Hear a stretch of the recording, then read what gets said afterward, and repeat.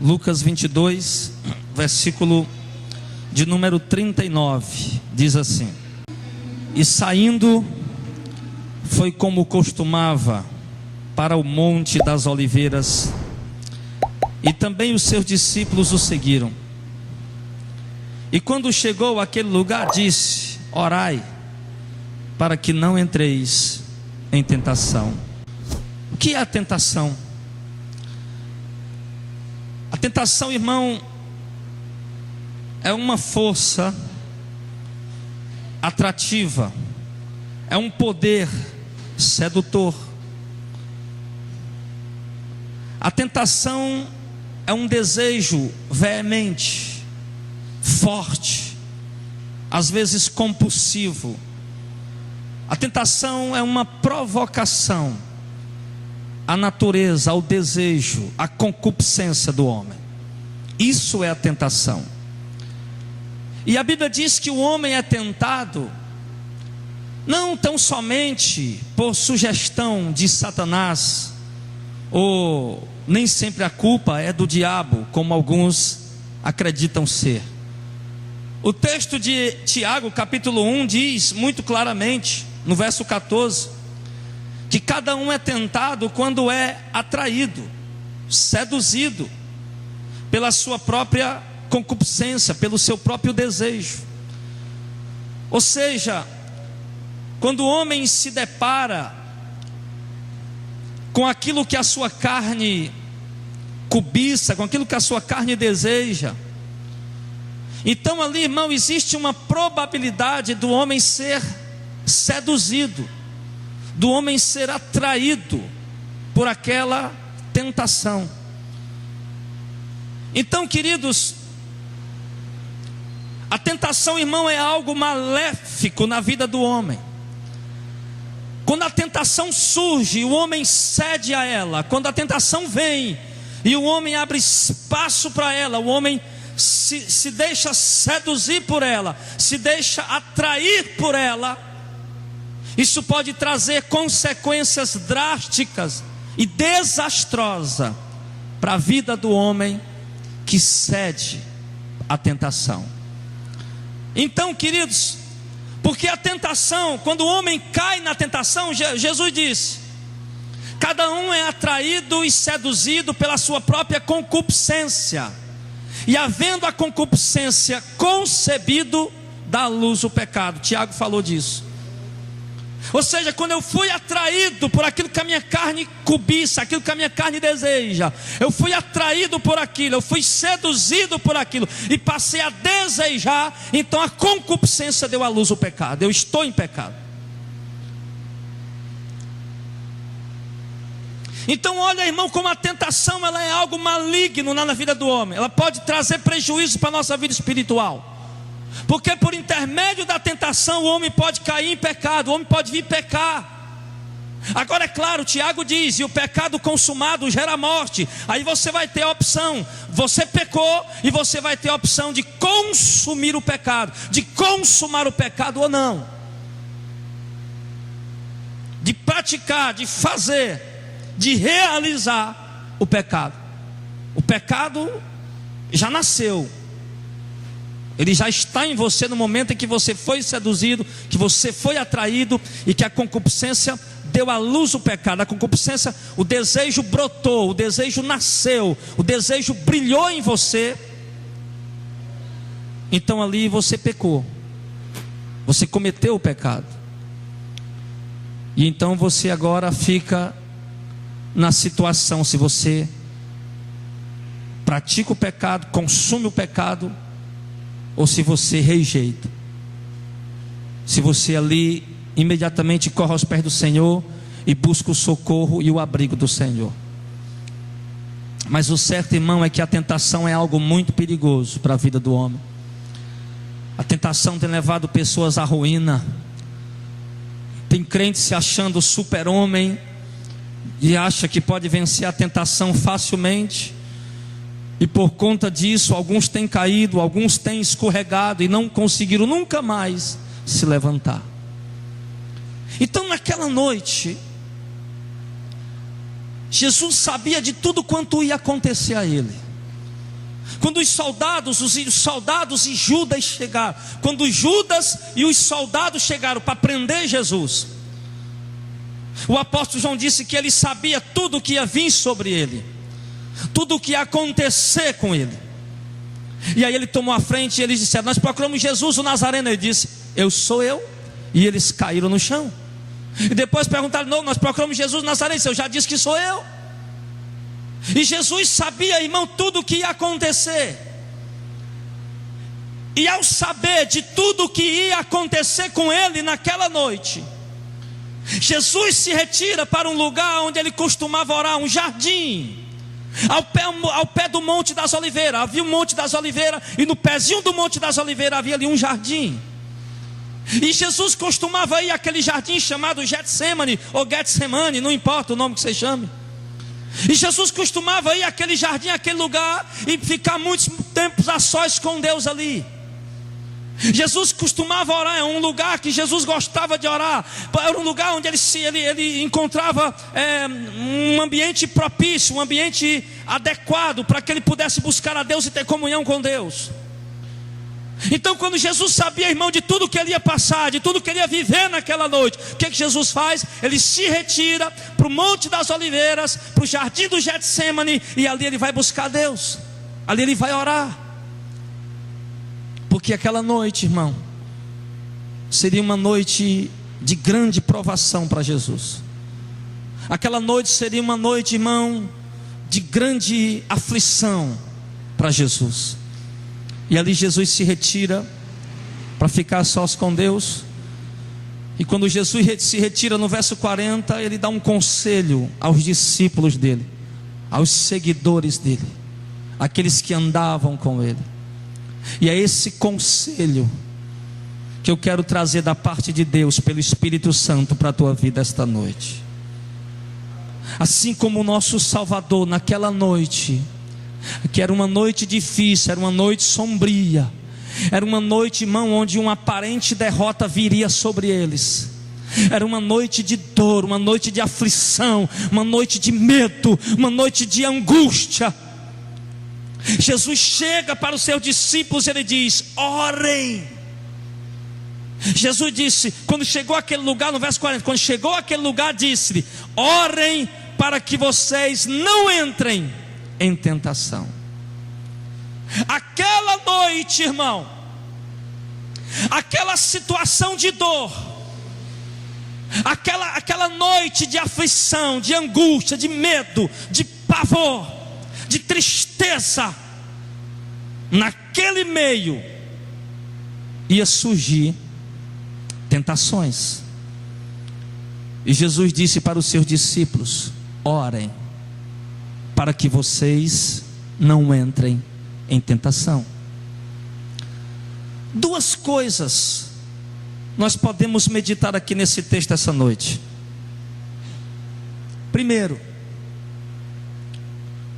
qual era a tentação que podia vir sobre eles naquela noite, irmão? No meio daquele mato, tudo escuro, sem luz. Que tipo de tentação podia vir sobre aqueles homens naquela noite? Jesus disse: orem para que vocês não entrem em tentação. Jesus sabia que uma tentação ia, a circunstância ia estar propícia a uma tentação. E que tentação? A tentação Jesus podia estar se referindo à tentação de negar a Ele, a tentação de ver Jesus sendo preso e acabar desacreditando que Ele era o Messias, acabar descrendo que Ele era o Salvador. A tentação viria, por exemplo, enquanto os soldados estavam ali, nós íamos prender Jesus, estamos aqui presos com Jesus, e vocês, se também não quiserem ser presos, neguem a Jesus. Aqueles homens poderiam receber naquela noite uma oportunidade de livramento, desde que eles negassem a Jesus, desde que eles negassem o seu Senhor. Aqueles homens naquela noite poderiam receber uma proposta, e essa proposta ser uma tentação. Então Jesus estava dizendo para os seus discípulos, porque Jesus sabia o que ia acontecer, e nenhum deles fazia ideia. Assim como eu e você não sabemos como será mais tarde, assim como eu e você não sabemos como será o nosso dia de amanhã, assim como eu e você não sabemos o que acontecerá daqui a pouco conosco, nossa vida. E pode ser que muito bem venha uma circunstância, uma situação, um momento, onde venha surgir uma grande tentação para a sua vida.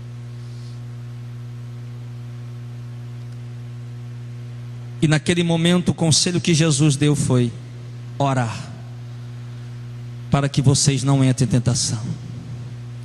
Eu aprendo aqui, irmãos, o que Jesus disse também lá em Mateus e lá em Marcos, na mesma passagem. E Jesus disse: orem para que vocês não entrem em tentação, porque o espírito está pronto, mas a carne é fraca. O que eu entendo, o que eu aprendo aqui, irmão, nessa passagem bíblica, é que só há uma coisa que nós podemos fazer para que possamos resistir e vencer as tentações. E o que é? Orar. Jesus disse: orem para que vocês não entrem, não caiam em tentação. Jesus nos ensina aqui, irmãos, o princípio da oração. Para vencer a tentação é preciso que haja oração. Sem oração, sem vida de oração, muitos têm caído nas tentações. Sem vida de oração, por que a oração, pastor? Porque a oração nos dá comunhão com Deus. E o que traz a comunhão com Deus? A comunhão com Deus traz o temor do Senhor.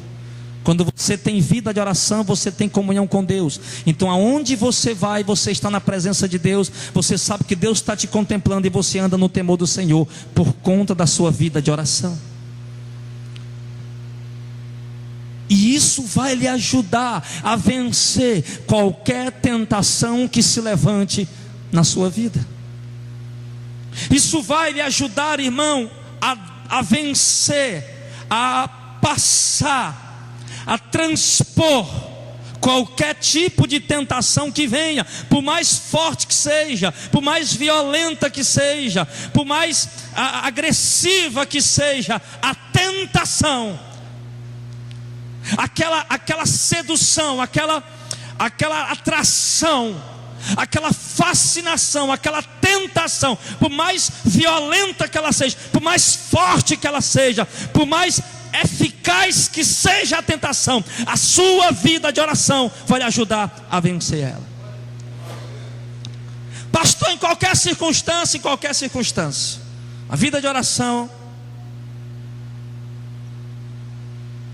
nos ajuda a vencer qualquer tentação. Quem lembra de Jesus no deserto? 40 dias, 40 noites. Mateus capítulo 4. Jesus teve fome. O tentador se aproxima. O tentador. O diabo não veio naquela hora como o acusador. O diabo veio naquela hora como o tentador, como o sedutor, como aquele que seduz, como aquele que tenta. E se o diabo, entenda uma coisa, irmão, se em Mateus capítulo 4 o diabo se aproximou de Jesus como o tentador, então ele se aproximou de uma forma sedutora, amém? Então ele se apresentou de uma forma atraente, de uma forma atrativa, porque é isso que significa a palavra sedução, atração, atraente, fascinante. A palavra sedução significa isso. Então Satanás veio naquela forma, Satanás veio agir de uma forma que viesse fascinar a Jesus, seduzir a Jesus, atrair a Jesus. E ele trabalha exatamente em cima da necessidade do Senhor. Fome. Fome, irmão, comida não é luxo. Comida é necessidade. E Jesus estava passando por esta provação. E nesta provação veio a tentação.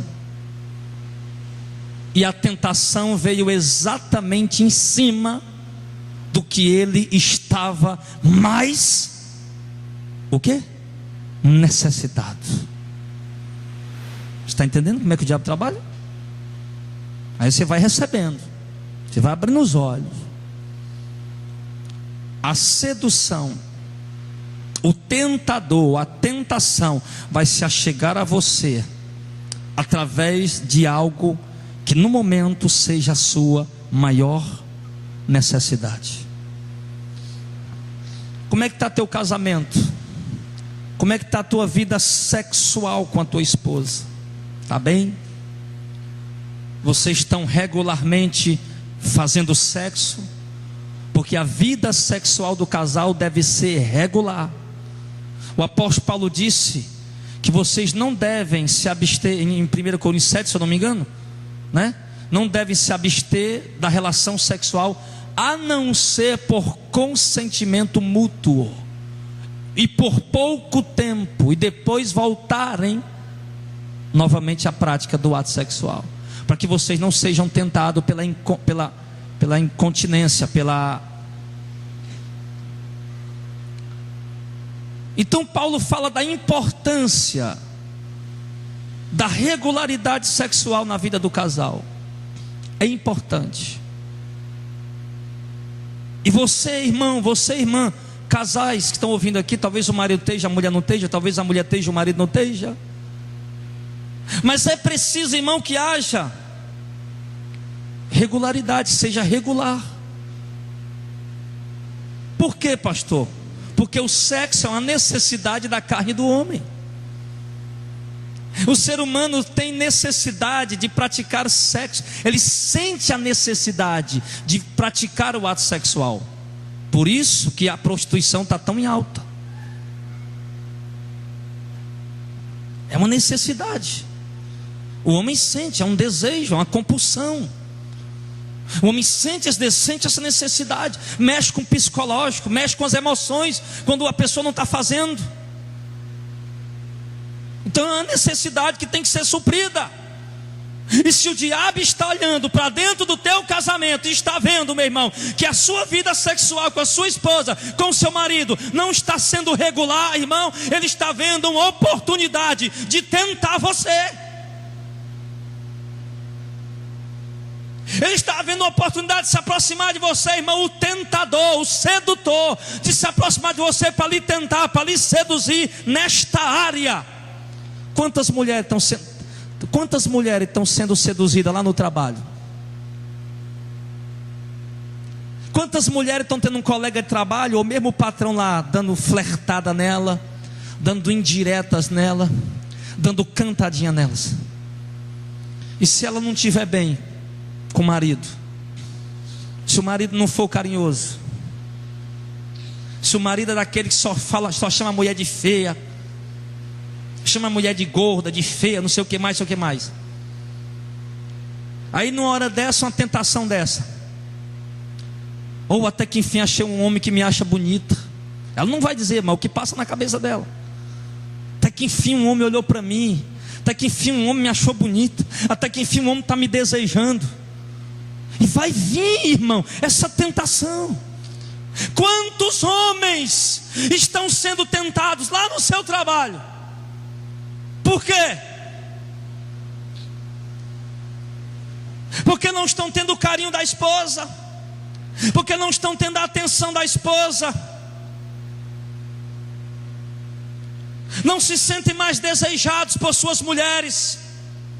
Porque tanta mulher quer se sentir desejada pelo marido, como o homem também quer se sentir desejado pela mulher, pela sua esposa. E quantos homens, irmão, que não estão tendo isso em casa? Só tem desprezo, não sei o que, blá blá blá blá blá blá. Só tem isso, e está aí sendo tentado no trabalho, sei lá onde, por aí. Está sendo tentado, tem alguma mulher lá flertando com ele, dando uma indiretazinha para ele. Até que enfim tem uma mulher me desejando, até que enfim tem uma mulher olhando para mim, até que enfim tem alguém enxergando que eu estou no mundo. Você está entendendo, irmão? E aí aquela incontinência sexual, a falta da regularidade sexual, irmão, vai dar oportunidade à tentação. E aquele homem ou aquela mulher que está sendo tentada vai ver aquela oportunidade, vai ver aquele momento, aquela ocasião como uma oportunidade de satisfazer o seu anseio sexual. O tentador vai se aproximar. O diabo vem em cima da necessidade. Você está entendendo aí, amém? Aí eu falei na área sexual, ele pode vir também na área financeira. Ai, porque eu estou desempregado, estou passando muita necessidade. E aí surgiu aqui essa oportunidade. Eu sei que é ilegal, eu sei que não é correto, mas eu estou precisando, eu não sei, eu tenho que fazer, tenho que sustentar minha família. É uma tentação. É uma sedução, porque você está precisando. Você está passando necessidade financeira, você está desempregado, você está quase passando fome, não está quase tendo nada em casa para comer, não está tendo condição de comprar roupa, calçado, de suprir a necessidade da família, sua pessoal. Então surge essa oportunidade, em cima da necessidade, uma tentação, para te atrair. Vai lá, rapaz, eu te dou R$1.000, vai lá, eu te dou 5.000, vamos lá. Uma tentação, irmão, uma sedução, uma atração quase que irresistível. Meu Deus, estou cheio de conta para pagar, não aguento mais homem cobrando aluguel, estou vendo a hora de ser despejado. Meu Deus do céu, meus filhos estão pedindo comida, meu Deus, se a coisa está feia lá em casa, eu acho que eu vou pegar no céu. Uma tentação, você está entendendo, irmão? A força, a violência disso, irmão. Você precisa sair daqui essa noite entendendo, irmão, que tentação não é algo que que tentação, irmão, é algo que vem com violência. É algo que vem no ponto certo, na hora certa, no meio das necessidades. Você tem que sair daqui entendendo isso, amém, pessoal? Tem que sair daqui entendendo, porque ela está batendo na tua porta todo dia, a tentação. E se você não sair daqui entendendo, filho, amanhã você corre o risco de cair nessa tentação. Mas se você estiver orando, Jesus estava no deserto, fraco fisicamente, abatido, desanimado, sim, com fome, com a mente confusa, porque quando o cara fica com fome, ele fica com a mente confusa, atordoado, meio que fora. Mas Jesus estava, irmão, em oração. Por isso Jesus não cedeu àquelas tentações. E da mesma maneira será conosco. A vida de oração de Jesus sustentou ele naquela tentação. Somente a vida de oração vai sustentar você, para você não ceder à tentação. Ah, pastor, não consigo me libertar do pânico na TV, das paniquetes. Vida de oração, você consegue. Pastor, não consigo, pastor, quando eu estou na internet, pastor, no meu Facebook, de repente entra ali na página do meu Facebook, aquela mulher de calcinha, de biquíni, aquele homem de cueca, de sunga, pastor, não resisto, não aguento, eu fico ali. Vida de oração. Aí você vai conseguir. Amém? Vida de oração. Jesus foi muito claro. Meu irmão, pelo amor de Deus, que quintura é essa? Misericórdia. Jesus foi muito claro. Quando Jesus estava dizendo, quando chegou àquele lugar, Jesus disse: orem para que vocês não entrem em tentação. Tem muita gente, irmão, que não está conseguindo vencer a tentação porque não está orando. Todo mundo aqui passa tentação todo dia, mas aí a diferença é, você está cedendo para ela ou você está vencendo ela. Tentação está todo dia, não. Quando eu tenho o meu devocional com Deus, irmão Aloysio e irmã Ângela, todo dia, pela misericórdia de Deus. Aí quando eu me levanto do meu devocional, meu momento com Deus, que eu vou sair, eu digo: Pai, vou enfrentar muita tentação hoje pela frente, muita tentação, me ajuda a resistir e a vencer cada um. Me ajuda a andar no espírito de oração, ligado com o Senhor, no temor do Senhor, para que eu possa vencer cada tentação. Quando eu voltar para casa mais tarde, eu possa dobrar meu joelho e te agradecer de ter andado na tua presença. Todo dia. Agora, você está sendo tentado. Você vai ser tentado. E se você não tiver vida de oração, você vai ceder, você vai cair, você vai escorregar. Davi, a Bíblia diz que enquanto o exército de Davi estava na guerra, Davi estava em casa. E a Bíblia diz que Davi, à tarde, Davi levantou do seu leito e foi passear no terraço. O que é que Davi estava fazendo no leito? Dormindo. E ali ele foi passear no terraço. E quando Davi levantou daquele sono, dormindo, ele foi passear no terraço, ele viu uma tentação chamada Batseba. E ali ele acabou deitando com aquela mulher, cometendo um adultério, cometendo um homicídio, cometendo uma traição de um dos melhores amigos dele, chamado Urias. Enfim. Mas se Davi estivesse orando, Davi estivesse lá, vamos usar o campo de batalha lá, que ele estava lá lutando com os filisteus. Vamos fazer uma analogia aqui. Essa batalha seja a oração. Se Davi estivesse lá no campo de guerra, com o exército dele batalhando, guerreando, ele não estaria dormindo para cair na tentação que ele caiu. Davi estivesse lá no campo de batalha, ele estava nem preocupado com tentação, ele estava na peleja, meu filho, contra o inimigo. Assim será com você, meu irmão. No momento que você desenvolver a vida de oração, começar a buscar Deus em oração, a tentação vai vir, mas você vai ver o diabo na tua frente, e você vai pelejar contra ele, contra aquela tentação, e vai vencer, porque você vai estar no meio da batalha, no meio da guerra. É assim que o crente tem que viver, é no meio da guerra, no meio da batalha, em oração. Em oração. Não é dormindo o sono espiritual. Aquele sono de Davi era o repouso do corpo, da carne. Isso é normal, todo mundo tira, todo mundo está cansado. Mas eu me refiro aqui ao sono espiritual, porque muitos estão dormindo espiritualmente. Quantos crentes estão deixando de orar? Irmão, desde Jesus, do nascimento da igreja, em Pentecostes até aqui, 2000 anos depois, nós somos a geração de igreja que menos ora. Nós somos a geração de igreja que menos conhece a Bíblia. 80% da igreja evangélica brasileira não conhece as Escrituras, não conhece a doutrina bíblica. Nós somos a geração de igreja que menos busca a Deus, que menos tem comunhão com Deus, que menos tem intimidade com Deus. Por que você diz isso, pastor? Porque estão procurando satisfazer seus anseios por Deus dentro de shows. E por que você diz isso, pastor? Que é a geração que menos ora. Porque hoje, para atrair uma multidão, irmão, para uma vigília, tem que ter um vigilhão, um louvorzão, tem que ter um pagode, um forró, um pandeiro, uma sanfona tocando forró. Que é uma geração que não gosta de orar.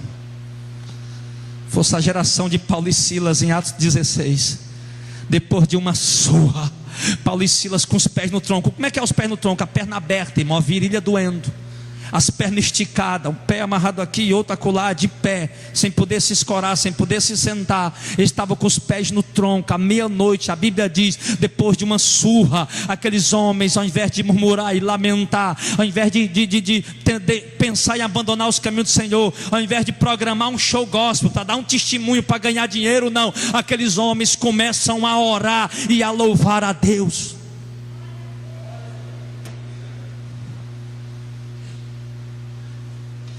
A geração de igreja que menos ora é essa geração. A geração que menos ora, então, é a geração que menos tem comunhão com Deus, que menos conhece a palavra. Por quê, pastor? Para se conhecer a palavra tem que orar. Quando a igreja chegou para os apóstolos de Jesus, olha os apóstolos, as crentes algumas irmãs não estão se alimentando direito no ministério cotidiano, que eles repartiam comida, né?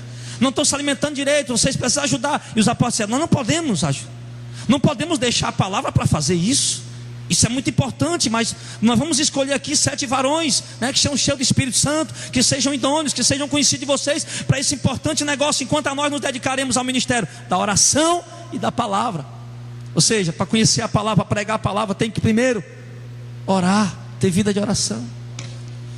Irmão, no século XVIII, se eu não me engano, no século XVII, um dos maiores pregadores que já pisou nessa terra, e ele foi conhecido até hoje, 300 anos, 400 anos depois, como príncipe dos pregadores, Charles Haddon Spurgeon. Alguns chamam ele de Charles Spurgeon, Carlos Spurgeon. Charles Spurgeon, príncipe dos pregadores.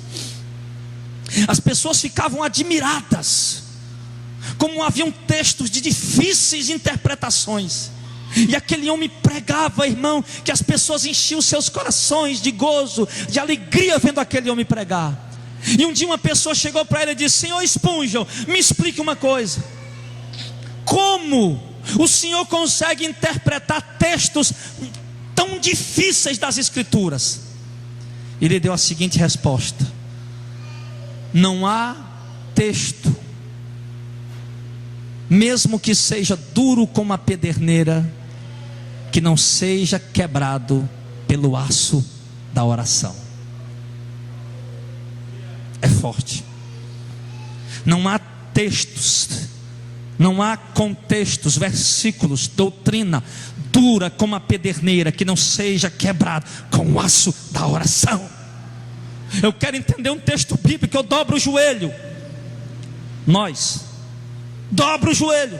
Senhor, me dá o entendimento. Senhor, me dá a palavra. Senhor, eu quero entender esse texto. Eu quero ensinar o teu povo. Eu quero pregar para o teu povo. Pai, eu preciso entender. Eu preciso compreender. Me revela, me mostra. Senhor, clama, busca, pede. E o aço da oração vai batendo, rebatendo. Bate hoje, bate amanhã, bate depois, até que a pederneira se quebra. E Deus vem com a revelação. Está aqui, filho. É isso que o texto quer dizer.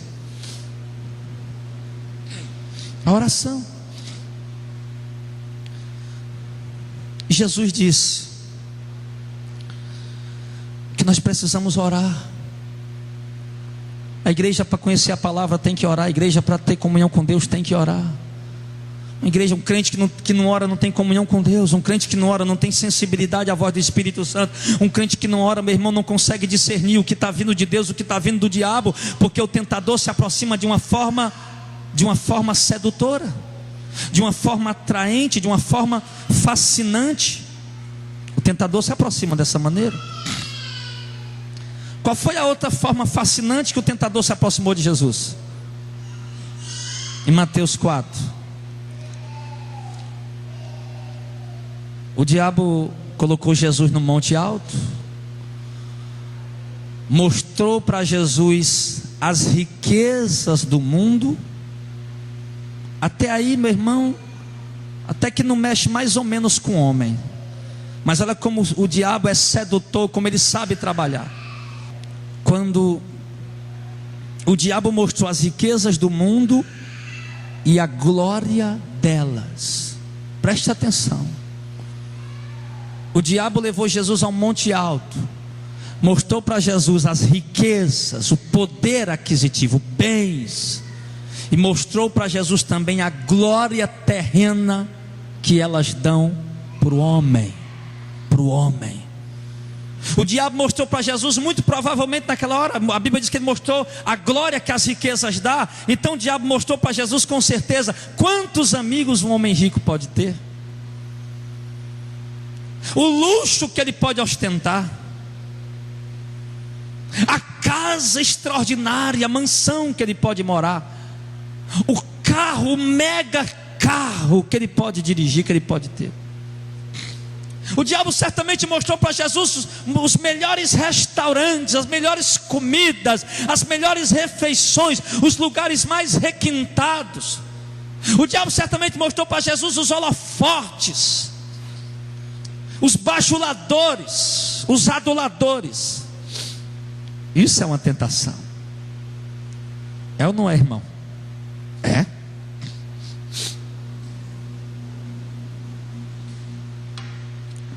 O mundo está seduzido pela riqueza. Isso é uma tentação e grande, muito grande. O mundo está prostrado diante de Mamon. E não só o mundo. Grande parte dos que se dizem cristãos estão caídos de cara no chão diante do desejo das riquezas e da glória delas. E Satanás ofereceu isso para Jesus. Mas Jesus também resistiu. E ele disse que não se prostra diante de dinheiro. Ele disse que não se prostra diante de Mamon, nem diante de Satanás. Jesus disse que adora só a Deus. Mas por quê? Por causa da oração. Ele conhecia, ele tinha intimidade com o Pai, ele conhecia a vontade de Deus. Ele sabia o que agradava o Pai e o que agradava a Deus. Por isso o apóstolo Paulo, escrevendo uma de suas cartas, eu sei que está em Efésios 1, outro não me lembro bem, eu preguei esses dias aqui sobre isso, não me lembro mais onde é. Mas o apóstolo Paulo disse que orava por aquela igreja, para que eles fossem cheios do conhecimento da vontade de Deus, para que a igreja viesse conhecer a vontade de Deus, para que pudessem ter uma vida agradável a Deus, vivendo a vontade de Deus. Então quando a igreja ora, irmão, a igreja conhece a vontade de Deus. E quando a igreja conhece a vontade de Deus, quando a igreja ora, a igreja tem intimidade com Deus, comunhão com Deus, a igreja só tem um propósito, o cristão só tem um propósito: eu quero servir a Deus, eu quero ser agradável a Deus. E toda tentação que se aproxima, tudo que se chega, que ele percebe, que ele olha com os olhos espirituais, embora seja atraente, grande proposta, mas que ele olha para os olhos espirituais e vê que aquilo vai afastar ele de Deus, ele logo resiste, ele logo rejeita. Mas para isso é preciso a vida de oração. Você está entendendo, irmão? Eu tenho certeza que era um dos motivos pelos quais Jesus viveu intensamente em oração. Nas escrituras você vai ver Jesus orando de manhã cedo, acordando altas horas da madrugada, indo para um lugar sozinho orar. Outros momentos você vai ver Jesus passando as noites inteiras em oração sozinho. Outros momentos você vai ver a Bíblia dizendo que frequentemente Jesus se retirava para lugares solitários, desertos, e ali orava. Jesus era um homem de intensa oração, um homem de profunda vida de oração, e não foi diferente com seus apóstolos. Você olha lá em Atos capítulo 1, assim que Jesus sobe aos céus, aqueles homens já voltam para casa cantando um hino, e já vão para um cenáculo se reunir para ficar orando. Em Atos capítulo 2, a Bíblia diz que eles constantemente, frequentemente, estavam ali se reunindo naquele lugar para orar. E naquele dia veio o Espírito Santo sobre ele. Era uma igreja que orava. Em Atos 2 ou 3, se eu não me engano aqui, nas primeiras conversões, a Bíblia diz que as pessoas todos se reuniam de comum acordo no templo de Salomão, e ali estudavam a palavra, e ali eles oravam. Então era uma igreja, irmão, que orava, era um povo que orava. Por que nós olhamos para a vida daquela igreja e comparamos com a igreja de hoje? Por que é um contraste tão grande? Por que é tão diferente? Porque eram pessoas melhores do que nós? De maneira alguma. A única diferença é que aquelas pessoas realmente tinham uma vida de oração.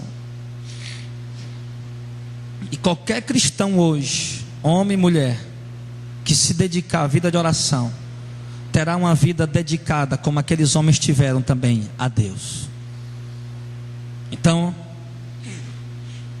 apartou-se deles e Jesus disse: orem para que vocês não entrem em tentação. Então, você está entendendo, irmão, como é que você vai vencer a tentação que você está passando por ela? Orando.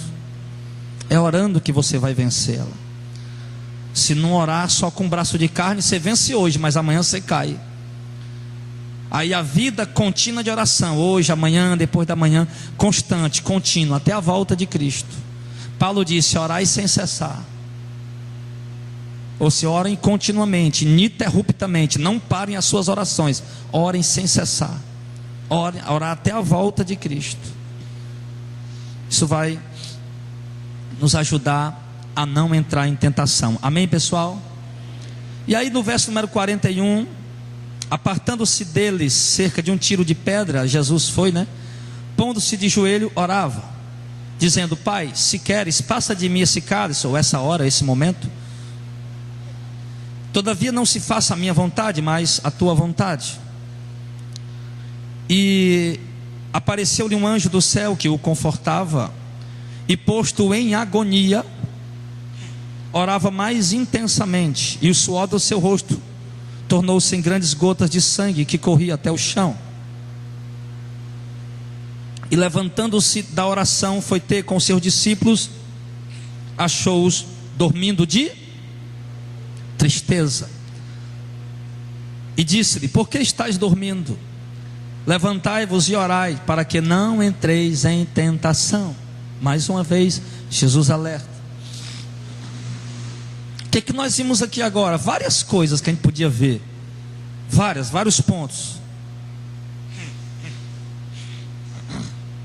Por exemplo, nós podemos ver aqui Jesus, embora naquela noite de provação e consequentemente de tentação da parte do tentador,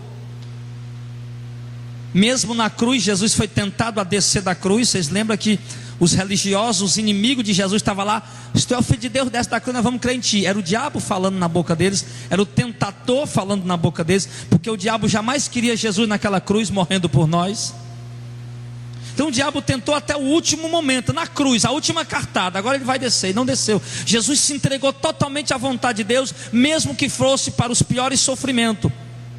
Jesus venceu as tentações, todas elas, por causa da vida de oração. Então nesse momento qualquer um de nós diria: Pai, eu quero, não Pai, pelo amor de Deus, me tira dessa tribulação. E Jesus disse: Pai, passa de mim essa hora, mas que a tua vontade prevaleça e não a minha. Olha o que é que um homem de oração é capaz de dizer a Deus em oração. Olha o que é que uma pessoa que tem intimidade, comunhão com Deus em oração é capaz de fazer num pior momento de crise na sua vida. Ele é capaz de dizer: Pai, eu tô aterrorizado com esse momento. Jesus estava com medo, apavorado, aflito, angustiado. Jesus estava agonizando, o texto diz. Então, mas nos piores momentos, um homem mesmo nessa situação, nessa circunstância, ele tendo comunhão com Deus, através de uma vida de oração, ele é capaz de dizer: Pai, eu não conheço os teus propósitos, os teus desígnios são grandiosos demais para mim. Eu não queria estar vivendo isso agora, mas que o Senhor faça a sua vontade. E aí, meu irmão, Jesus levantou da oração e foi lá e achou os discípulos dele dormindo de tristeza. Ei, irmão, a tristeza não é para nos levar a dormir. Eu quero usar isso aqui no sentido espiritual, quero que vocês entendam isso. A tristeza não é para nos levar a dormir. A tristeza é para nos levar a orar. Lá em Tiago 5,13, o que é que Tiago diz? Aquele que está aflito, ore. Não é isso? O que Tiago ensina para quem está aflito? Orar. E por que Tiago ensina a oração para quem está aflito? O que é aflição? Aflição é tristeza, é angústia, é dor, é sofrimento. Isso é aflição. E Tiago ensina que aquele que está aflito ore, aquele que está angustiado ore, aquele que está triste ore. E foi por que Tiago falou isso? Porque muito provavelmente Tiago estava ali naquela noite. A Bíblia diz, irmão, que quando Jesus foi para aquele lugar orar, ele levou só 3: Pedro, Tiago e João. Jesus levou os 11 discípulos dele para o jardim do Getsêmani. Ele deixou 9 ali, deixou 8 ali, e levou 3 com ele. E aqueles 3 que Jesus levou com ele foi Pedro, Tiago e João. Tiago estava entre eles. E Jesus foi e disse: ó, fique aqui e ore para vocês não caírem em tentação. E Tiago estava lá e ouviu quando Jesus disse, eles estavam, e foi ter com eles, achou seus discípulos dormindo de tristeza e disse: por que vocês estão dormindo? Ora, Jesus, porque nós estamos tristes. E Jesus disse: não, levantem-se e orem para que vocês não entrem em tentação. Ou seja, para que essa tristeza não leve vocês a se desviarem. Dobre o joelho agora e orem nesse momento de tristeza. E Tiago aprendeu isso. Tiago colocou isso como um ensinamento, uma base de firmeza para a vida do cristão, como um fundamento, como um alicerce, como uma estrutura que fortalece a vida espiritual do homem e da mulher de Deus. Então, por isso, Tiago disse: aquele que está triste, aflito, deve orar. Então, irmão, quero dizer para vocês uma coisa. Nós estamos, eu creio com toda a minha alma, com toda a minha vida. Deus sabe o quanto eu creio. Nós estamos muito, muito próximo da vinda do Senhor. Nós estamos muito perto, irmão. Nós estamos aí, provavelmente, irmão, a um fio. Nós estamos por poucos segundos, espiritualmente falando. Poucos instantes nos separam da vinda de Jesus. Daqui a pouquinho nós vamos ser tirados daqui, irmão. Daqui a pouco, em nome de Jesus. Daqui a pouco Ele vem buscar a gente, Ele vem levar a gente para casa. Oh glória, aleluia. Daqui a pouco nós vamos nos ver andando naquelas ruas maravilhosas de ouro que Jesus disse: eu preparei para vós. Venham, bendito de meu Pai, entre na posse do reino que eu preparei para vocês desde a fundação do mundo. Daqui a pouco, irmão, daqui a alguns instantes, daqui a alguns momentos, nós vamos estar encontrando o Senhor nos ares. 1 Tessalonicenses capítulo 4, do 15 ao 17.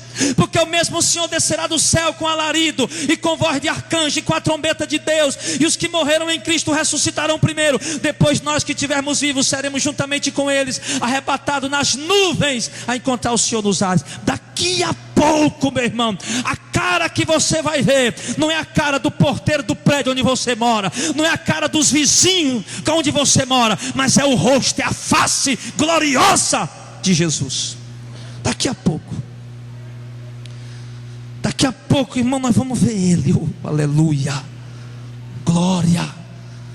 Daqui a pouco nós vamos contemplar a beleza gloriosa, extraordinária, inefável. Pastor, o que é inefável? É algo que não se pode explicar, algo que não se pode exprimir com palavras. Você quer falar, você quer explicar, mas você não consegue. Mas Deus nos revelou pelo Espírito Santo, e nós sabemos o que é essa glória.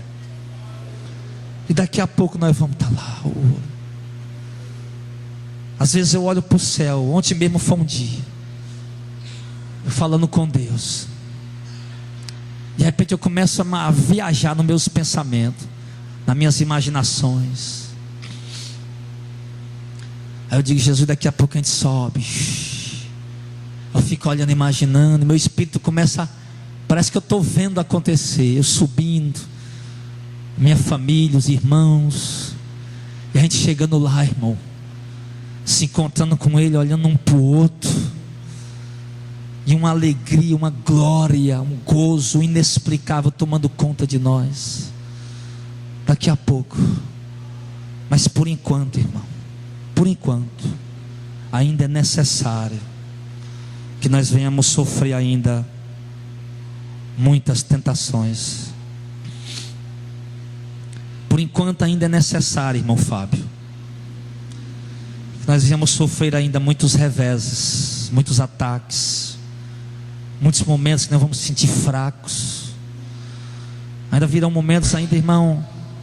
Eu quero dizer para você uma coisa, eu quero lhe assegurar uma coisa, que Jesus não vem buscar uma igreja pulando dentro de um show gospel. Não se iluda com isso não, irmão.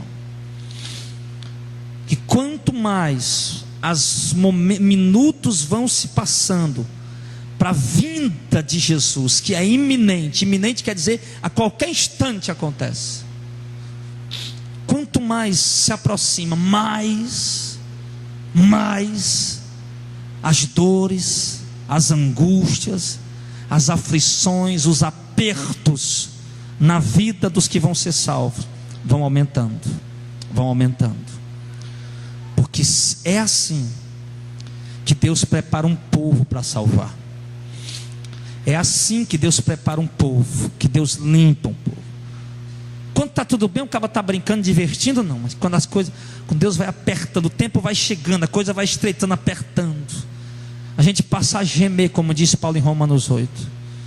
Que a natureza geme, não somente ela, mas também nós, que temos as primícias do Espírito, que desejamos ser revestidos do nosso corpo glorificado, também gememos, enquanto estamos nesse tabernáculo, nesse corpo, nessa morada. Então quer dizer para você, irmão, que o caminho vai se afunilando, o caminho vai ficando mais estreito, as bagagens vão diminuindo, nossas bagagens. A gente vinha num caminho, ele está estreitando cada vez mais. A gente vinha trazendo, agora não, se eu quiser entrar por aqui, ó, essa bagagem aqui já tem que ficar, né? Não, mas eu gostava tanto disso. Não, mas agora o caminho estreitou mais. Isso aqui não dá para levar mais. Isso aqui tem, ou eu fico com isso aqui, ou então eu solto e vou e passo pelo caminho. Eu quero lhe dizer, irmão, que tudo que você deixar para trás, pelo nome de Jesus, tudo que você deixar para trás, por causa dele, por amor a ele, do Evangelho, ele retribuirá você em multidões de vezes, em glórias, no reino dele quando ele vier. Ah, pastor, mas eu queria aqui e agora. Filho, eu não posso lhe prometer isso. Essa promessa aí é da igreja do mundo. Nós não somos a igreja do mundo, nós somos a igreja do reino, a igreja de Cristo, a noiva do Cordeiro. As promessas que eu posso trazer para você, meu irmão, é que há uma herança, uma riqueza incomparável, imensurável, que não se pode medir, guardada no céu para cada um de nós. Não hesite em abrir mão de nada pelo nome dele, porque ele diz que você é bem-aventurado quando você renunciar a sua vida por amor a ele, o Evangelho. Não se entristeça ao perder alguma coisa. Não volte atrás, não retroceda. Não ceda para a tentação. Pode ser a mulher mais linda dando em cima de você, não ceda. Pode ser o homem mais lindo dando em cima de você, não ceda. Não ceda. Pode ser a proposta mais extraordinária para você andar de Ferrari no meio da rua, frequentar os melhores lugares. Não ceda. Não ceda. Permaneça fiel a ele. Permaneça fiel a ele. Porque Paulo disse assim: que a nossa vida está escondida com Cristo em Deus. Não está mais aqui.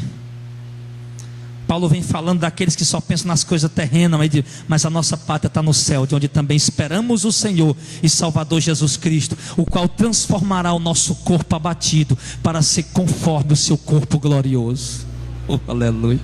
Oh, glória! Oh, glória! Aleluia! Aí ele vai e diz: sim, que a nossa vida está escondida com Cristo em Deus. E quando Cristo, que é a nossa vida, se manifestar, então nós também nos manifestaremos com Ele em glória. É forte. Isso é forte. Nossa vida não está mais aqui, nós morremos para o mundo. Não estamos mais buscando curtir esse mundo, divertir com esse mundo, as aparências desse mundo, não. Nossa vida agora, estamos aqui só peregrinando, trabalhando para sustentar a família. Estamos, como Paulo disse para Timóteo, satisfeitos, graças a Deus, com o que temos para comer, que temos para vestir, para calçar, com o que temos para morar. Estamos pegando do que temos. Aquele que tem recurso desse mundo, como Paulo diz, está pegando o que tem, está ajudando o pobre, o necessitado, porque agora estamos esperando Jesus. A nossa vida está escondida com Deus e nele. E quando Ele se manifestar, nós vamos ser manifestados com Ele em glória. Então, queridos, você quer herdar essas promessas? Amém? Amém. Nós queremos herdar essa herança. Nós queremos herdar essa promessa. Queremos estar prontos, preparados para a vinda de Cristo, para o dia de Cristo. As tentações vão nos bombardear. Demônios, irmãos, de uma força extraordinária, de um poder espetacular, vão se arremetar contra nós, estão se arremetando, estão armando ciladas, estão trabalhando para nos fazer perder o foco, nos perder o alvo, como muitos estão perdendo, como muitos estavam andando bem. E Paulo perguntou aos Gálatas: Gálatas, vocês estavam andando bem? Quem impediu você de continuar obedecendo a verdade? Muitos estavam andando bem, mas o espírito da apostasia, o poder sedutor veio sobre eles, irmão. Eles perderam o foco. Eles estão dentro da igreja, estão trabalhando na igreja, mas eles estão fazendo agora da obra de Deus, que era para ser a obra de Deus, a obra deles. Eles não promovem mais o evangelho, eles não exaltam mais a Cristo, eles promovem a si, eles exaltam a si, porque o Deus deles é o próprio ventre deles. Perderam o alvo, perderam a visão, perderam o foco. E Satanás vai tentar certamente nos envolver também, irmãos. E nós devemos fitar os olhos nele e resistir a toda e qualquer tentação. Um pastor amigo meu ligou para mim anteontem, disse para mim: pastor, na igreja que eu estava, eu saí de lá, não estou mais lá não. O pastor fez uma campanha lá que é o cajado de Moisés, e os irmãos estão andando com o cajado de Moisés no meio da rua.